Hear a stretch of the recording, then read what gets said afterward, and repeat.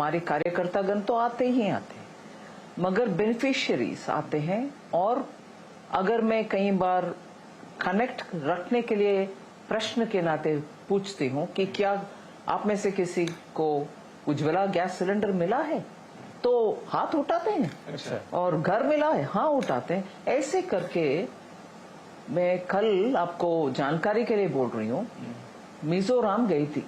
अच्छा। और मिजोरम में भी एकदम लास्ट कोने पर जहां म्यांमार के हमारे बॉर्डर है, उधर एक एरिया मारा ऑटोनमस रीजन बोलते हैं, जैसे असम में बोडो ऑटोनमस रीजन है, उधर भी, और ट्राइबल लोग भी रहते हैं। उधर में प्रश्न पूछने में वो पूरे डिस्ट्रिक्ट का जनता आई और इतने सारे लोग क्लैप्स और हाथ उठाना वगैरह। मुझे एकदम प्रसन्नता है इस विषय की कि माननीय प्रधानमंत्री जी का वो जो एटीट्यूड है कि जनता तक हर स्कीम पहुंचना चाहिए और इसको मॉनिटर करो, और खुद मॉनिटर करते हैं प्रगति का प्रोग्राम के द्वारा, सबको मिल रही है। ठीक है, और लोग भी हो सकते हैं जिनको मिलना ही है और आने वाले दिन में उनको भी मिलेगा, मगर हर स्कीम प्रधानमंत्री जी का जनता के हित में जो अनाउंस किया गया है वो सब जनता तक पहुंच रही है। जनता तक पहुंच रही है। इसमें इस सारे स्कीम और विकास के बीच में जो होती है परंपरा, हर पार्टी अपना मैनिफेस्टो जारी करती है। तो कांग्रेस ने भी मैनिफेस्टो जारी किया, मुख्य तौर पे प्रमुख विपक्षी पार्टी, और दूसरा भाजपा ने भी किया। तो जब दोनों को मैंने कंपेयर किया तो मैंने ये देखा कि कांग्रेस बहुत सारी चीजों में बहुत ही स्पेसिफिक, बहुत ही आकर्षक वादे किए हैं। मिसाल के तौर पर उन्होंने कहा कि हम 30 लाख सरकारी भर्तियां भरेंगे, एमएसपी की गारंटी देंगे, हम गरीबी छूमंतर कर देंगे। दूसरी तरफ भाजपा कहती है कि हम निवेश से नौकरी करेंगे, हम कृषि को ज्यादा प्रॉफिटेबल बनाएंगे। तो ये ब्रॉडर पर्सपेक्टिव के वादे और स्पेसिफिक ये वादे, तो आपको क्या लगता है, इसको कैसे देखती है? जनता को ज्यादा आकर्षित कर पाएंगे कांग्रेस का मैनिफेस्टो? इसमें एक बात मैं जरूर जोड़ना चाहती हूँ जो मैनिफेस्टो में लिखित रूप में आपको दिखता नहीं, कि जनता ये भी उसमें से समझते हैं कि कौन इसको इम्प्लीमेंट करेंगे, और इम्प्लीमेंट करने के बाद राज्य और राष्ट्र के हालात गंभीर और नाजुक नहीं हो जाता। उदाहरण के लिए ऐसे ही लुभावने वाले बात हिमाचल प्रदेश में भी, कर्नाटका में भी दिए, और सरकार में आए भी कांग्रेस। आज तक आप देख लीजिए पिछले 1 साल में से बार बार कर्नाटका के मंत्रीगण भी, चीफ मिनिस्टर भी मोदी जी को दोषी ठहराते हैं कि हमें पैसा नहीं है, ये सब प्रोग्राम हम चलाना है। और खुद उनके डिप्टी चीफ मिनिस्टर ये भी कहा कि ये पूरे कार्यक्रम के लिए पैसा दे दिया, मैंने डेवलपमेंट के लिए कोई पैसा बचा नहीं है, दे नहीं पाऊंगा। यही हुआ राजस्थान में जब सरकार कांग्रेस की थी, तब की मुख्यमंत्री माननीय गहलोत जी ने openly OPS old pension scheme को जाएंगे, न्यू पेंशन छोड़ देंगे। क्यों आज कांग्रेस के मैनिफेस्टो में ओपीएस के विषय जिक्र नहीं हुआ? और जब पूछने में फॉर्मर वित्त मंत्री जी बोलते हैं नहीं नहीं वो प्रीमेच्योर होगा। प्रीमेच्योर के बाद हिमाचल भी बोले और राजस्थान भी बोले। इसीलिए मैं सारांश इस विषय का, जनता ये देख रहे हैं कि प्रॉमिस देने वाले कौन है और उसको सक्षम तरीके से इम्प्लीमेंट करने वाले कौन होंगे। कांग्रेस 3-4 बार एक्सपोज हो चुके हैं ऐसे लुभावने वाले बात देना प्रॉमिस के नाते, और जनता को उसके बाद हाथ उठाना। इसमें मैं थोड़ा सा 1-2 स्पेसिफिक सवाल पूछूंगा कि एक तरफ प्रधानमंत्री मोदी कहते हैं, जो वादा भी किया गया है कि 2047 तक भारत विकसित भारत बन जाएगा। जाहिर तौर पे 2047 तक गरीबी हट जाएगी, ये मान के चला जाएगा विकसित भारत बनता है। तो दूसरी तरफ कांग्रेस के नेता कहते हैं कि हम एक झटके में गरीबी हटा देंगे। तो कितना फिजिबल है गरीबी को जल्द से जल्द हटाना? क्योंकि ये तो एक झटके में गरीबी हटा देंगे, ज्यादा लोगों को अट्रैक्ट करेगा। एक झटके में अगर हट जाता गरीबी, माननीय इंदिरा जी को वो शायद वो मैजिक वॉन्ड उनके हाथ में नहीं है, ऐसे करके एलिवेट गरीबी हटाओ हटाओ, हर चुनाव में गरीबी हटाओ का नारा क्यों लगाना था? सो राहुल गांधी ऐसे पिक्चर दे रहे हैं जो उनके पिताजी या दादी जी और इवन उनके परदादा उनको इतना ज्ञान इतना ज्ञान नहीं था। दे कुडंट डू इट, और ये मैजिशियन आ गए हमें। यही बात ना, इर्रेस्पॉन्सिबली जब बात करना है, आप जो भी प्रॉमिस देना है दे सकते हो। पॉवर्टी एलिविएशन भारत में एक डायमेंशन का नहीं है, बहुत सारे इंडिकेटर के नाते हम उस हर एक इंडिकेटर को उपयोग करते हुए देखना पड़ेगा। पैसा भी क्यों ना हो, एक्सेस टू एजुकेशन अगर नहीं है, एक्सेस टू मेडिकल फैसिलिटी अगर नहीं है, और एक्सेस टू स्किलिंग अगर नहीं है, कोई भी परिवार उस हालात से ऊपर उठकर आना असंभव है। इसीलिए मोदी जी का एम्पावरमेंट के लॉजिक को लेकर के हर एक पहलू, गरीबी का कारण जो होता है, उन सब के लिए कुछ ना कुछ मेजर्स लेके आ रहे हैं। एंड इसके कारण कोविड के बावजूद भी भारत में 25 करोड़ लोग को उस क्या बोलते हैं, गहरा पॉवर्टी, एक्सट्रीम पॉवर्टी से ऊपर उठकर आ सके। इसीलिए पॉवर्टी को, ये पैसा फेंको गरीबी हट जाएगा, इस रास्ते से सोचने वाले गलत सोच। एक तरीका उन्होंने ये भी दिया है, जो मैनिफेस्टो में वादा भी किया है कि हर गरीब परिवार को सालाना 1 लाख रुपए देंगे। हालांकि प्रधानमंत्री मोदी के जरिए 6,000 रुपए जाते हैं किसानों के बीच में, तो उसकी तुलना तो 1 लाख तो बहुत ज्यादा है। फाइनेंशियली वायबल है, फाइनेंशियली वायबल है। अभी तो से पूछ रहा हूँ, मैं जरूर ये बात कहूंगी कि ये सब इर्रेस्पॉन्सिबल बातें हैं। 1 लाख करोड़ ये नहीं बोल रहे हैं, गरीब को दे रहे हैं, ऐसे बोल रहे हैं। कितने हैं संख्या, गरीब का संख्या कितने हैं उनके अनुमान से।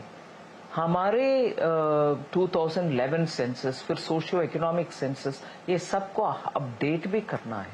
और अगर एक विषय ये बोलते हैं 1 लाख दे देंगे, बिना ये बोले कि कितने परिवार होंगे जिनको ये देना है, कंडीशनल देंगे, तो पैसा कहाँ से ले आएंगे मुझे ये मालूम नहीं हो रही। क्योंकि देश में बहुत सारे प्रायोरिटीज का विषय है। एजुकेशन और हेल्थ का प्रायोरिटी है, फिर किसान के लिए मॉडर्नाइज करने का प्रायोरिटी है, फिर आज भी ऐसे दूर दराज गांव है जहां कनेक्टिविटी का हम कोशिश करना है, बॉर्डर सिक्योर रहना है। इतने सारे काम को छोड़ करके हाथ में 1 साल के लिए 1 लाख रुपया दे देंगे, फिर अगले साल कहाँ से आएगा पैसा? और 1 साल में उनको 1 लाख मिलने में क्या सचमुच उनके गरीबी हट जाएगा? ये सब ऐसे सेड टेम्पटेशन क्रिएट करने के लिए, जनता को कंफ्यूज करने के लिए करने वाले बात है। मैं याद दिलाऊं, 2009 में किसानों का कर्ज माफी का बात इस बार भी किया गया। 50% किसान का भी माफी नहीं हुआ। वोट तो कमा करके आ गए उस प्रॉमिस के ऊपर, उसके बाद किसान का हालात हर स्टेट में आप जाकर पूछ लीजिए 2009 का विषय में। इसलिए कांग्रेस गड़बड़ करके इकोनॉमी को, ठीक चलने वाले पटरी को हट करके या टेढ़ा मेढ़ा करके फिर भारत का इकोनॉमी को ऐसे के वैसे छोड़कर चले जाएंगे, उनको जिम्मेदारी नहीं है। इसमें एक सवाल और पूछूंगा, फिर बाकी मुद्दे पे जाऊंगा। वो ये है किसान को लेकर। किसान आंदोलन काफी दिन तक चला, मुद्दा था एमएसपी की गारंटी दी जाए।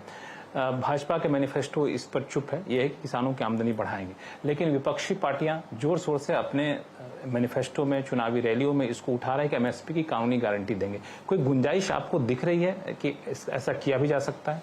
हमारे प्रयत्न किसान के लिए, जैसे मैं गरीब के विषय में बोली, बहुत ही पहलू से कनेक्टेड है। किसान का आमदनी बढ़ाना, उनको मार्केट एक्सेस देना। भारत इतना बड़ा मार्केट है, पूरी दुनिया, ऑस्ट्रेलिया से, न्यूजीलैंड से, कनाडा से, सब चाह रहे हैं उनके एग्रीकल्चरल प्रोड्यूस को इधर ले आएंगे।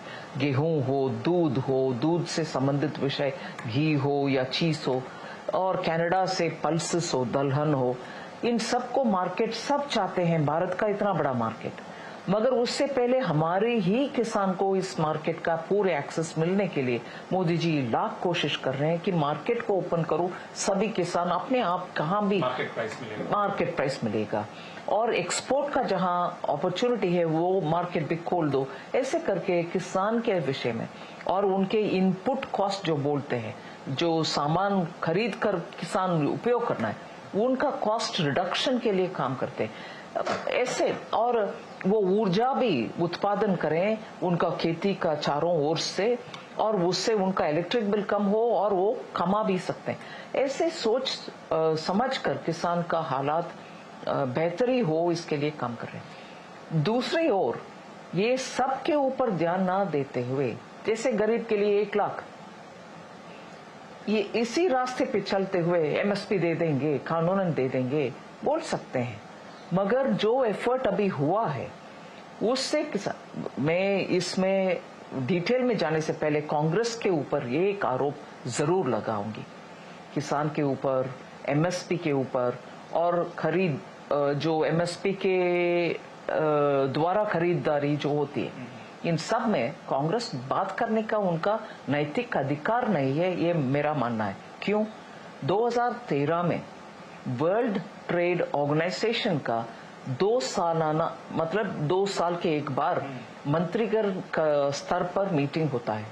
उस मीटिंग में कांग्रेस ने 2013 में प्रोक्योरमेंट बंद करने का समझौता एग्री करके आए। 2017 से आज भारत देश में कोई भी किसान से एमएसपी के द्वारा खरीदना बंद ही होता अगर उस अग्रीमेंट को माननीय मोदी जी आकर हटा नहीं किया। हमने 2014 से लेकर 16 तक इतना नेगोशिएशन करके उसको हटा करके ये बोले कि पीस क्लॉज दो, मतलब हम जब तक एक परमानेंट सोल्यूशन नहीं निकलता हम खरीद भी लेंगे, स्टॉक भी रखेंगे और पीडीएस के द्वारा राशन भी देंगे। ये पूरे तीनों सिस्टम एकदम उस समझौता के वजह से हट जाना का कगार में आ गए हम।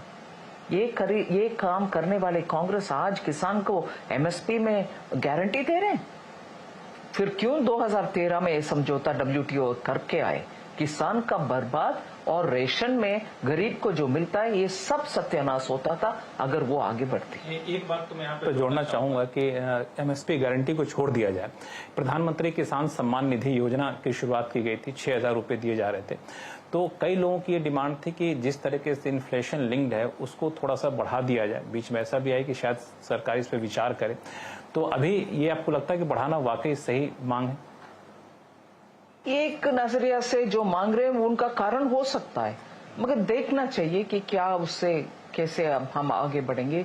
और छोटे किसान और भी है जिनको इसमें ले आना, जोड़ना, ये विषय में बहुत सारे पहलू है जिसके ऊपर अध्ययन सरकार कर रही है, मगर मैं ये अभी कुछ भी नहीं बोल सकती हूँ कि बढ़ेगा नहीं बढ़ेगा। ठीक है, अब तक हमने कांग्रेस के मैनिफेस्टो की बात की, अब आपके मैनिफेस्टो की बात करें भाजपा के, तो 10 साल सरकार में रहने के बाद पीएलआई स्कीम अलग अलग सेक्टर में आया, काफी कोशिश की गई निवेशकों को लाने के लिए। अब हम कह रहे हैं कि ग्लोबल मैन्युफैक्चरिंग हब बनाएंगे। अब एक ग्लोबल मैन्युफैक्चरिंग हब बनाने के लिए क्या कोई अलग रणनीति आपके पास है, अलग रोड मैप है, या फिर जो मौजूदा रोड मैप है इसी का विस्तार करेंगे, उसी को एक्सपेंड करेंगे? तो मेक इन इंडिया जब अनाउंसमेंट हुआ 2015 में, तब ही हम मैन्युफैक्चरिंग हब बनाने का रास्ता ही उसमें विवरण किया गया था। भारत में मैन्युफैक्चरिंग हो और वो भी भारत के जीडीपी को बढ़ाने के लिए हो और इधर से मैन्युफैक्चर करके विदेश को एक्सपोर्ट करने के लिए हो, ये सब उस मेक इन इंडिया का पार्टी था। फिर आत्मनिर्भरता उसमें जोड़ते हैं। सो जहां हम इंपोर्ट करते हैं ऐसी चीज जो हम भारत में ही मैन्युफैक्चर कर सकेंगे, वो भी आत्मनिर्भर भारत के अंदर मेक इन इंडिया के साथ जोड़ा।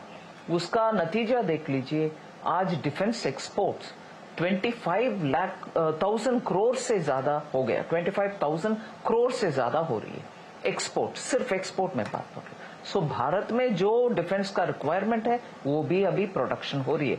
हमारी इंपोर्ट कम हो रही है डिफेंस के लिए और एक्सपोर्ट भी हम इधर से कर रहे हैं। आत्मनिर्भर और मेक इन इंडिया दोनों इसमें जोड़ रहे हैं और मैन्युफैक्चरिंग हब बन रहे हैं कि नहीं बन रहे हैं डिफेंस में, ये एक उदाहरण मैंने लिया। ऐसे ही उदाहरण इंजीनियरिंग और एमएसएमई, इन सब का मैन्युफैक्चरिंग कैपेसिटी बढ़ाने के लिए जरूर हम करेंगे और इससे जुड़ा हुआ ही था पहले अनाउंसमेंट मेक इन इंडिया। इसमें ये माना जाए कि एलन मस्क जैसे उद्योगपति का आना, निवेशक का आना एक इसमें और एडिशन करेगा? जरूर, हम तो वेलकम करते हैं कि प्लीज सब इधर भारत में आकर मैन्युफैक्चरिंग करिए, क्योंकि वातावरण इधर अनुकूल है, हमारे युवा अच्छा क्वालिफाइड स्किल्ड भी है, वो कंट्रीब्यूट कर सकते हैं और सस्ते में भारत में सब फैसिलिटी मिलता है। इसीलिए हम तो खुलेआम सबको इनवाइट कर रहे हैं, please come and manufacture in India. कुछ आप शेयर कर सकें कि एलन मस्क का यहाँ पे इन्वेस्टमेंट को किस तरीके से आप देख रही हैं?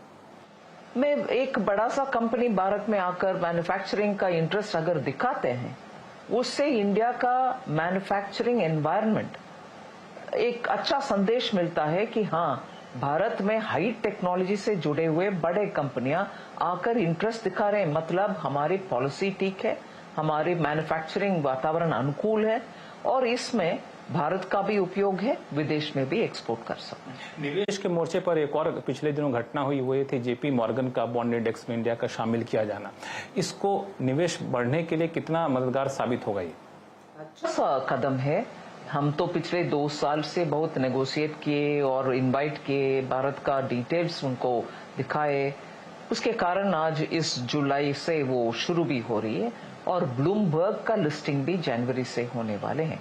सिर्फ जेपी मॉर्गन का लिस्टिंग के वजह से ऑटोमेटिक फ्लो, मतलब विदेश में फंड्स एक एक इंडेक्स को देखते हैं और उस इंडेक्स में लिस्टेड आइटम्स को बाय रूटीन पैसा जाते रहते हैं इन्वेस्टमेंट के लिए। जेपी मॉर्गन के लिस्टिंग के द्वारा जो उनके इन्वेस्टेबल फंड्स होता है, वो सब अभी एक प्रोपोर्शन के अनुसार जापान में इतना जाना, चाइना में इतने जाना, कहीं और जाना, इंडोनेशिया, फिलीपींस, भारत में भी अभी जाने का रास्ता वो स्पष्ट दिखा गए। इन सब के बीच में प्रधानमंत्री मोदी ने भी कहा कि भले ही सरकार या भाजपा अभी चुनाव प्रचार में है, लेकिन अधिकारीगण अभी काम कर रहे हैं और 100 दिन का एजेंडा बनाया जा रहा है। तो ये 100 दिन का एजेंडा बनाने के पीछे क्या मकसद है? चूंकि तो अभी चुनाव प्रचार में है, सरकार बनेगी फिर आएंगे, तो ये क्या बजट की तैयारी है या फिर आगे का रोड मैप अभी से बनाना चाहते हैं?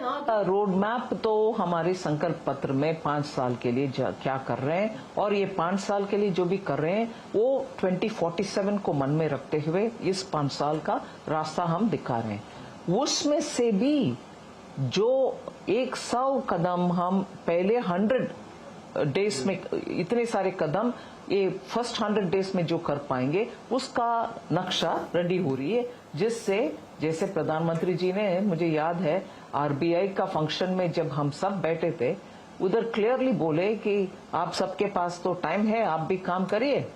शपथ ग्रहण होने के तुरंत बाद हम एकदम काम में जुट जाएंगे। ये बयान काफी चर्चा में रहा, क्योंकि आरबीआई को कहा जा रहा था कि सिर्फ आरबीआई के नहीं, जहां मेरा समझ है उस इवेंट में आरबीआई के उस फंक्शन में पूरे इंडस्ट्री से, बिजनेस से, बैंक से जुड़े हुए बहुत सारे वरिष्ठ ऑडियंस में थे और आरबीआई भी थे।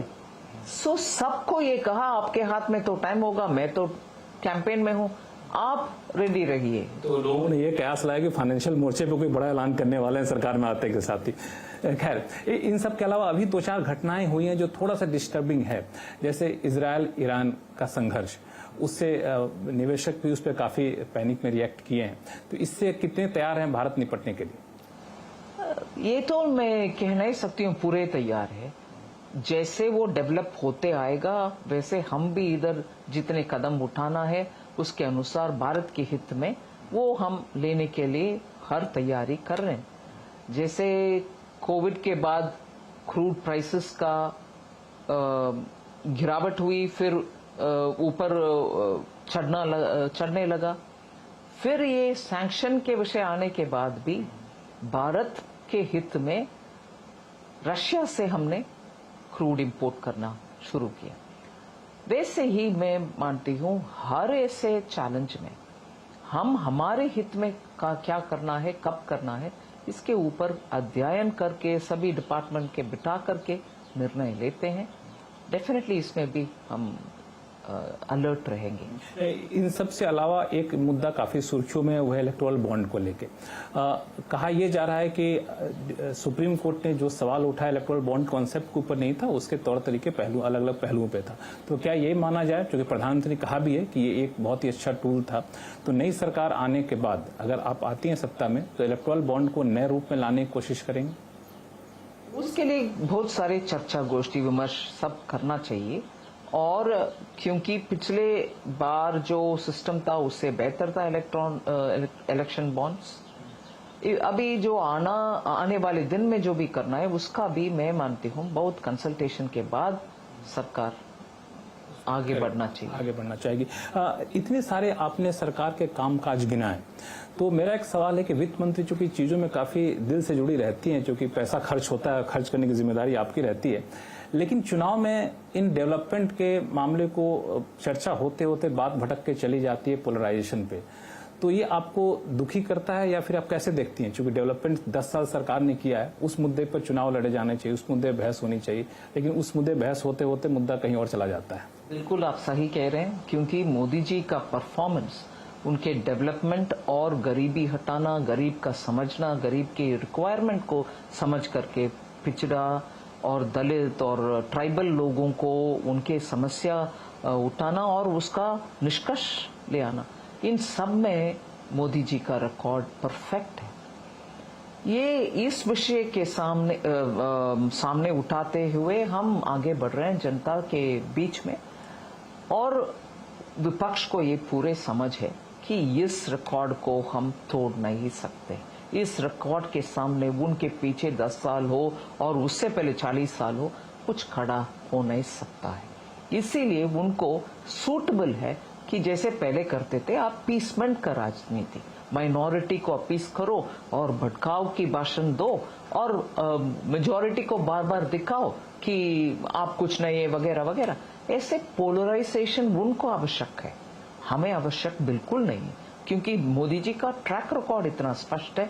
डेवलपमेंट के रास्ते में जब सबको सब मिलता है, ये भेदभाव का कोई स्थान ही नहीं बचता इस देश में।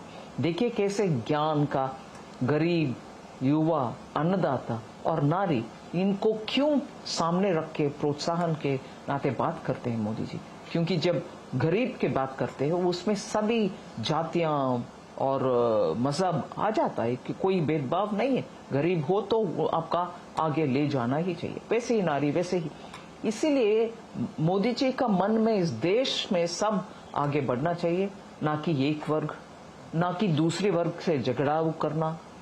ये टिपिकल कांग्रेस के मानसिकता है। और उसमें एक विषय जोड़ रही हूँ, इतने हद तक जाते हैं कि उनके वायनाड कॉन्स्टिट्यूएंसी में कांग्रेस अपने फ्लैग, कांग्रेस पार्टी का फ्लैग को भी, झंडा को भी कैंपेन में दिखा नहीं रहे, क्योंकि मुस्लिम लीग लोग बोले नहीं नहीं आपके फ्लैग नहीं होना चाहिए।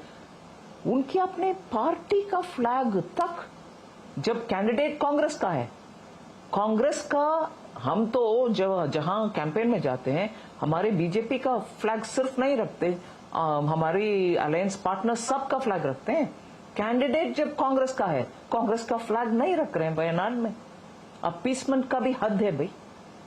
इतने सारे कहने के बावजूद कांग्रेस आरोप लगाती है कि दो मुद्दे से हमेशा सरकार या बीजेपी भाग रही है, वो है महंगाई और रोजगार। इस मुद्दे पर प्रधानमंत्री इंटरव्यू में कुछ नहीं कहते, मैनिफेस्टो में कुछ बड़ा नहीं कहा जाता है। क्या वाकई ऐसी चीजें जिससे बचना चाहती है बीजेपी? मैं ऊपर से उनसे एक प्रश्न पूछना चाहती हूँ। पिछले अक्टूबर 22 से लेकर 23 नवंबर तक 10 लाख सरकारी नौकरी में हाथ में अपॉइंटमेंट लेटर देने वाले कौन है भाई? राहुल गांधी है। उनके राजस्थान में या उनके हिमाचल में सरकारी नौकरी किसी को दिया? मोदी जी ने दिया।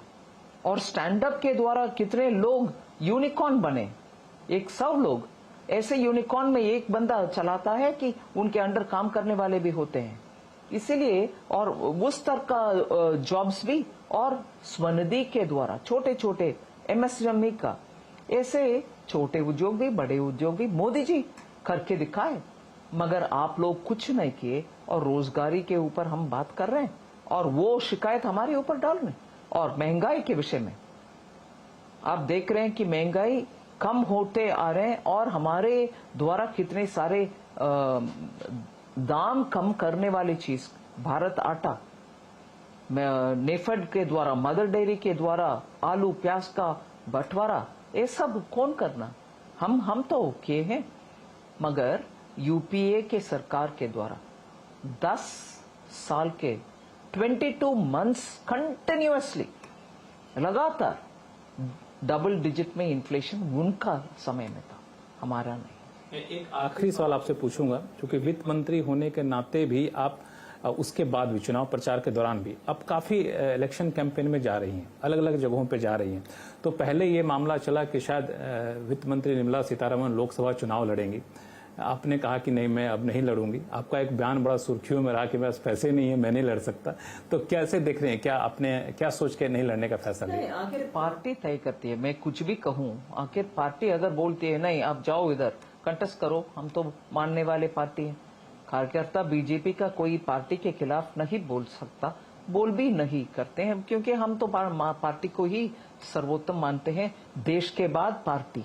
आपकी बातचीत से लगा था दिल से अब तैयार नहीं है चुनाव लड़ने के लिए। नहीं, मेरा सच्चाई पार्टी के सामने रखी मैं। क्यों? अगर पार्टी बोलती है नहीं फिर भी आप जाओ, मैं तो करना ही है। क्या तक बचना चाह रही थी आप चुनाव से? नहीं, कोई बचने का बात नहीं है, सच्चाई का बात मैंने बोली, बचने वाली बात कुछ नहीं है उसमें।